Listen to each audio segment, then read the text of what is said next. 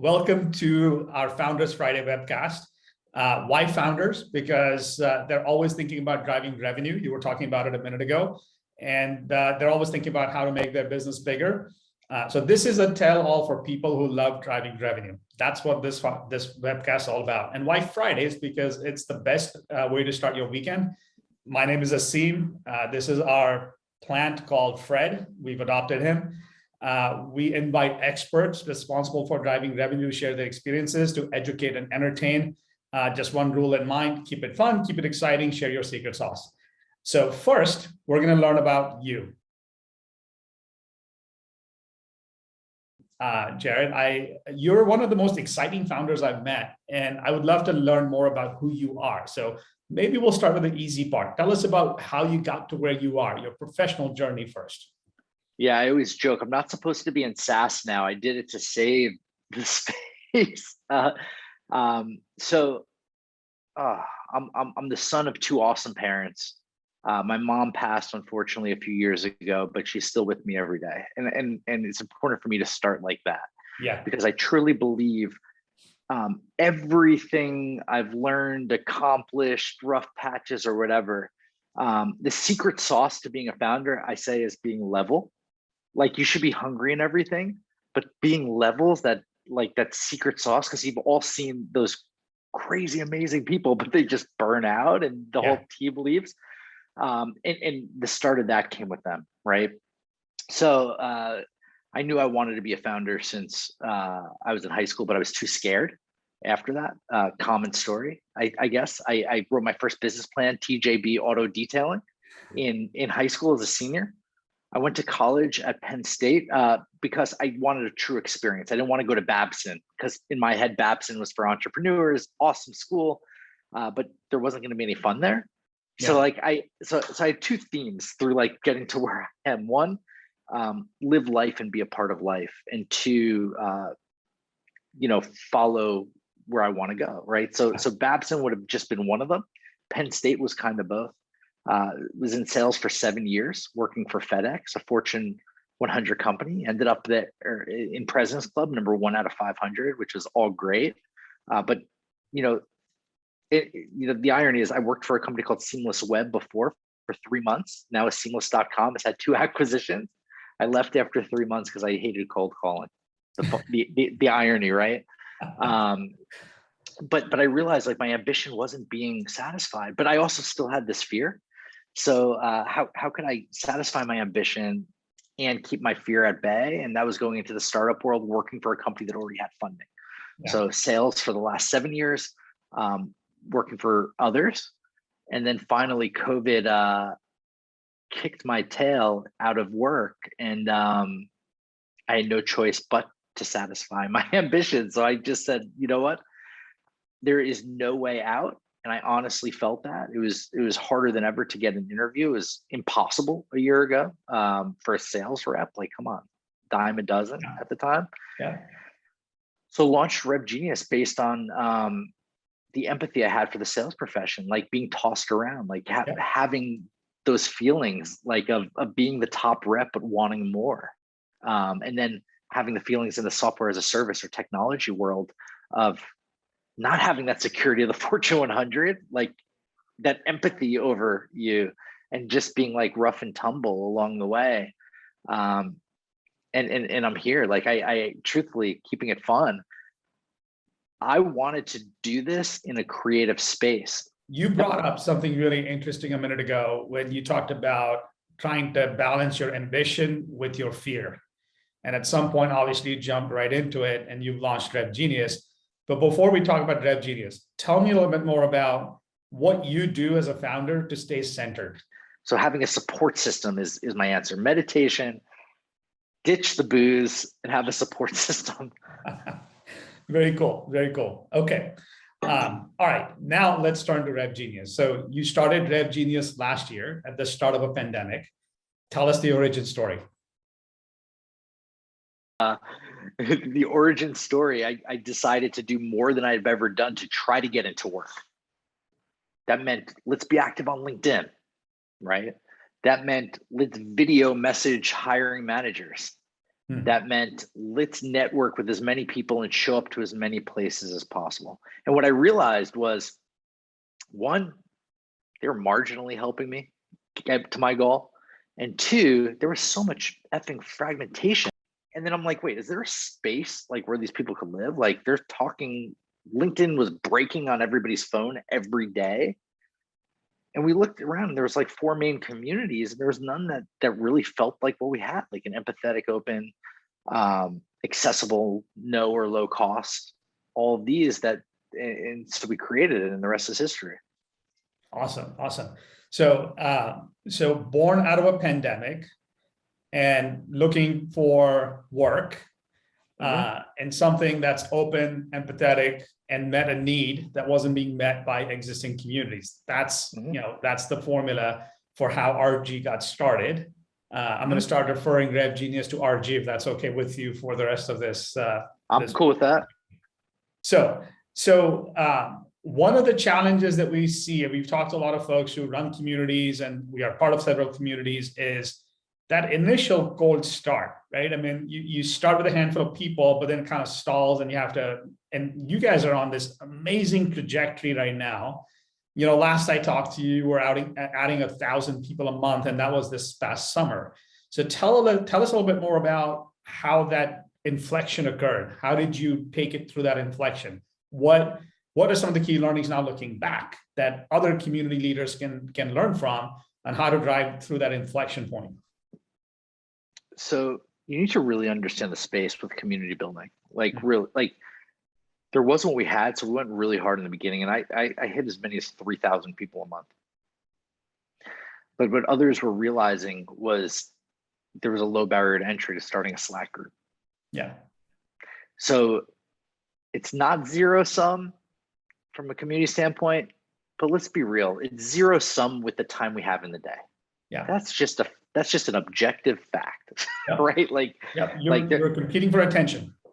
Yeah, and so you might have people in multiple groups, but then the attention dwindled, potentially. And we were doing better than maybe all, and the most active, but now you're competing. So our focus was just like top line, like drive members, and then we transitioned to okay, let's drive engagement. Let's drive engagement.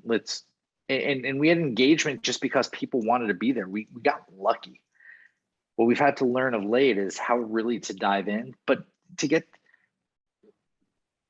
there's so many inflection points, man. Like you have the inflection point of getting to growth, and then something else drops out, and then you have another inflection point of trying to get to certain other goals. I think you have to set a North Star metric and hold true to it.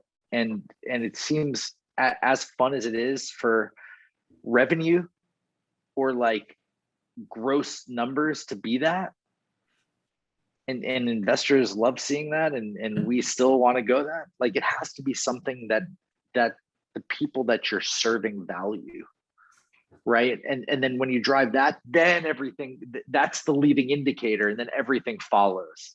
That's right? Awesome. Instead of going for these vanity metrics. Yeah. So that's awesome. I love the term vanity metrics, because I see that a lot in social media in particular. People stress over their followers and this and that. But so tell us more about this North Star metric, aside from revenue and aside from growth, which obviously are important. But what is the North Star metric that RevGenius is centered around to engage the community and drive them forward? Yeah, so I always think of it as like a car dashboard, right? Yeah. Your gas tank is your revenue. You always need to have an eye on there. It's got to be full enough, right? You can't lose sight of that. But what's going to get you there, whether it's the speedometer or whatever, being the main thing, is weekly active humans. Just getting people, giving them, understanding what people need, and being truly empathetic and building around that for them. And then before doing that, baselining, what that means, and figuring out how to get there. That's been everything. So the metric we picked, weekly versus daily, we're we're more of a social network at scale than we'll probably even admit, because you kind of have to be. But we also realize that people don't have to show up in a community every day. So why force them to? Like, why force them to do something that's not natural? So weekly seemed about right, and we followed cues from some of the bigger social networks to get there. Got it. So Jared, for folks who are not familiar enough yet with RevGenius, can you share some of the growth metrics, maybe the top 3 or 4 metrics that'll give them a sense for how you're scaling and what the business looks like today? Yeah, so 17,000 plus members, roughly 1,000 members a month, roughly revenues past goal. we're approaching $1 million in revenues projected for this year, which is great. And the metric now, we're niching down now. Yeah, we're niching down, and we're creating more specific by role programs, because you heard me talk about engagement, and it's fine. Like, hey, what do you need? I need more Founders Fridays. Okay, great. I need this, I need that. We want to create different programs for each role. So founders might need this, but doing Founders Fridays, that's only 10% of your community. What's the other 90%? Well, let's just create different things for each, one at a time. Not try to do too much. Yeah, I've learned anything. Oh man, you want to do it all, and then there's a 100% chance of you failing. So right now, the metrics are: we launched Rev League. We have dozens, not hundreds, of people that signed up for that. This is the new thing. But what's cool is, I could tell you, we tested this program for the last year or so. We have probably 50 to 100 reps super active, and the number one person is about 70 meetings a month. Wow. So now, notice how the metrics out of my mouth are literally their metrics for their job.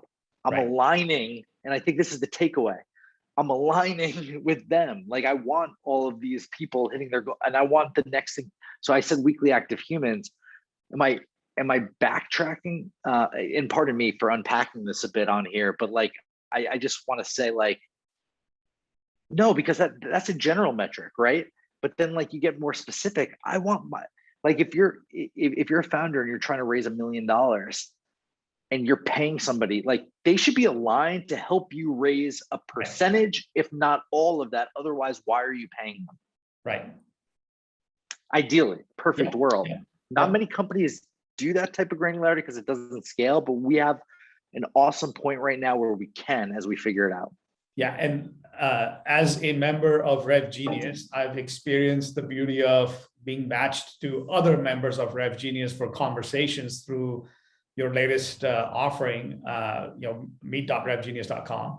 And I was just commenting to somebody here at work that it's great that every Thursday I get a message, and I've got 4 more meetings set up, and I really didn't have to lift a finger. And it's amazing. It's a wonderful service that helps the community. So you mentioned roles and sort of starting to think about it in terms of different roles. What is the demographic of this community? What does it look like? So the community looks like everybody. 50%, let's say, are individual contributors. The people working day to day, selling, marketing, etc.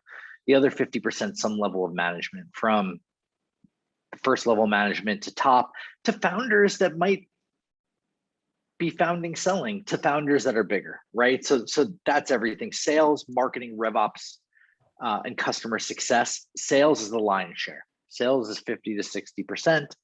Marketing and RevOps is probably a clean 20-ish% each, with like a sliver for customer success as we grow that. And that's what the community looks like today. Got it. And you mentioned, of course, founders very focused on driving revenue, sales very focused on driving revenue, marketing very focused on enabling revenue. RevOps is a relatively new phenomena, and particularly with B2B SaaS companies. And historically, we had sales ops, marketing ops, kind of different ops functions, and it sort of evolved into revenue operations. What do you see the role of revenue operations in driving revenue? What does that look like to you? Yeah, I'll tell you, with our organization, RevOps organizes everything. Yeah. RevOps holds me honest. RevOps. So I think RevOps has always been around, just not with the right responsibilities. Like maybe that's your Salesforce admin that just got a little more responsibilities, that leveled up, et cetera. There's always been somebody to take, perfect organization. There's always been somebody to take the heat off sales and not make you have to do anything, make you just show up to work, log in, and just do what you need to do. And all of a sudden there's leads, and all of a sudden you get an inbound email when somebody signs up, and you just, as a salesperson, you never think about who does that. You just know that you don't, right? So that's ops, right? And then why RevOps for sales marketing? Because at the end of the day, everything is driving towards the same revenue goal, and people were seeing, or companies were seeing, a lot more fragmentation. People operating in silos. Like, why is marketing ops just with marketing and talking to themselves, and sales ops here? Having a RevOps function where sales, marketing ops, everything, enablement, tools is all in one, enables a more seamless organization, right? Because you have marketing ops without oversight. They have 20 tools. You have sales ops without oversight. They have 30 tools. And you know what, Asim? Some of the tools they both could use. And sometimes they don't even know. Like we're talking like marketing automation platform and sales engagement platform. They're not that different, and et cetera, et cetera. So the role of RevOps has increased 2x over like the last 12 to 16 or 18 months on LinkedIn from a titles perspective. And it's for good reason. RevOps hire was our third hire. Gotcha. Interesting. Very interesting. And so, I mean, you sit in a very unique place, Jared, where obviously you run a business and you have RevOps as a third hire on your team, but you're also looking across a lot of RevOps folks that are part of your community and having a conversation about what's important and interesting in this role. And you brought up this very interesting point about, how every sales rep or marketing person or ops person has these 20 or 30 different tools that they have to go into to get access to all the information that they need. And, kind of, I see RevOps as the glue that kind of holds it all together. So what role do you see data play in driving sales, right? I mean, and how does sort of RevOps bring the right information, the right intelligence, the right insight to a sales team?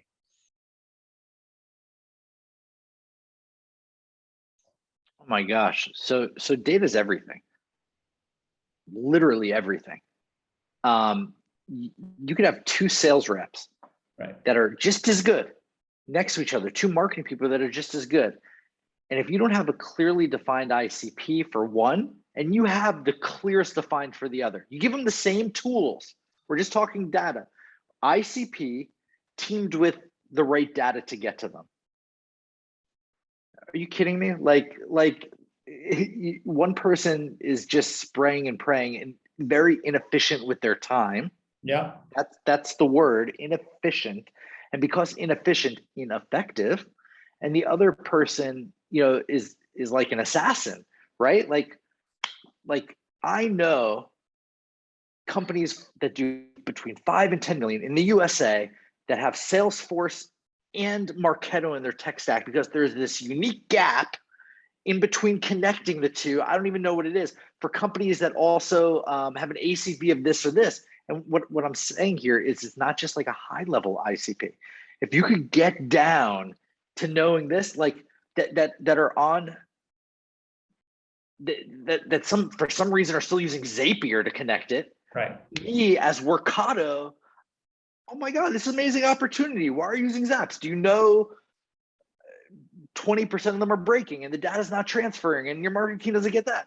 I don't even sell this product, right? But like, I think I just made a sale, right? Like that's crazy. Versus you have somebody else that's like, that doesn't have that data, and they're, let's say they have a top 100 list, right? They don't know 25% of them are on HubSpot, because that's roughly maybe what it is. So they're following up and doing all of this, not knowing that they're wasting their time. Yeah. And now their messaging is a little off. And this person realizes that HubSpot actually works too in these 3 use cases, because they have the data for it. Yeah. Night and day, same rep. This person crushes goal.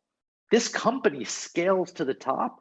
This person takes a lot longer to get there, a lot. And hopefully they have the runway to get there. Yeah, I love the way you broke it up, and the analogy that you kind of brought up here of 2 different sales reps, and one enabled through data and having clarity on their ICP, the other sort of feeling their way through the problem. And you're right, it takes a lot of support and information and connectivity and data to get the sales machine going. So I love that. Now, I'm gonna switch gears back to a little bit about RevGenius. I want to understand, as you think ahead, what is the vision for RevGenius? What does that look like to you? Aside from sort of, obviously you're going to scale, obviously you're going to drive growth. You're already doing that, but just for the community, what's your vision?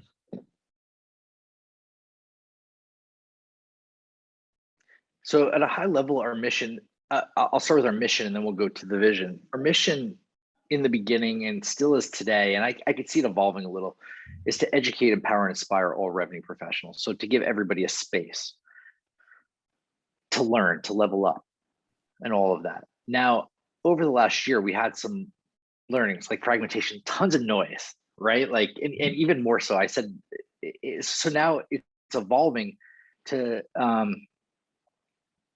having like an unbiased space, in the sense that no matter what network you're going to try to learn, whether that's a social media platform, LinkedIn or otherwise, whether that's Google, you're the bottom of that funnel. Any content that they put out is to get you to buy, to watch, to listen, to get your eyeballs, either buy right now or buy tomorrow. That seems a little off, right? Like anything you Google, if I Google data, if I Googled how to podcast, am I honestly going to find that very fast? No, you're not. And then team that with the community world. You have, and part of the tangent, you have LinkedIn, you have private community, Slack, Discord, whatever. And neither of them, like if you want to learn, you could learn here better than here. LinkedIn, you can't. Here you can, but you have to ask questions. It's hard to search and find. So how could we create a new category in between that helps people truly honestly learn, gives everybody access to that learning? Wow. And does some key things better networking. You see us trying to test better networking. LinkedIn doesn't do that. Slack doesn't do that, right? Better discovery, not algorithm driven, so to speak. What does this look like? Well, we're going to be launching a new category, community learning platform, and then perhaps even integrating, right? Like, and we've spoke about this, into your already tool stack. So how can we do some key things that these people need to know better? So the vision is create a space everyone could go to. Okay. I love it. Always have a free thing and yeah, help them learn. Yeah. I think, to hear you speak about the missions with such clarity, it's great to hear that, and the category creation that you're focused on from a community standpoint. I think community learning platform is indeed pretty unique as a story and as a category. And I think if you simply ask the question that, all of us spend time on social networks, a variety of different social networks, how much of that time is actually spent learning something new versus time that is not recoverable in any positive way? Think about that, and if you can switch that ratio, that's a great way to create a category and to engage a community. Okay, we're going to shift gears a little bit now, so we're going to get to the fun section. So one of the one of the, I follow several folks on your team online, and one of your team members recently had RG tattooed on his finger. Yep. So that was day one, by the way. Day one, the day he joined you. Amazing. So, and you've been with this business for over a year and a half. So the question everybody's asking is, when are you getting RG tattooed on you, and what's going to get you there? It either has to be soon or never, because I've got an offer from Chili Piper to up to $500 to do it. So there's no cost for me to do it. I have no tattoos. So I'm of the Jewish faith. My mom always said I can't be buried in a Jewish cemetery, and that just kind of sticks with me. Even Phil Knight has Nike on the bottom of his shoe. If we become as big as Nike, when we do, I'll consider on the bottom of my foot. Okay, got it. I'm rooting for it. Jared, it's been awesome talking to you and reconnecting with you. Thank you for your time. Thank you for sharing your insights and your journey. I'm pretty sure you've inspired more than a few people. I love the way that you're building a community. It's been incredibly beneficial to us as Immersa in our early days, as we're working our way through how do we take our story to market and get some feedback from the community. And it's been wonderful. So I'm going to encourage everybody to check out RevGenius, both on Slack and on your website, and sign up to this amazing community if you're not already a part of it. You're focused on community. We're focused on data and bringing data intelligence to everyone. You can find us at immersa.co and drop us a quick note if you'd like to talk about how we can help to drive data intelligence into your CRM and revenue organization and address some of the challenges and drive growth for your business. Thank you again for your time. Thank you. I'm grateful.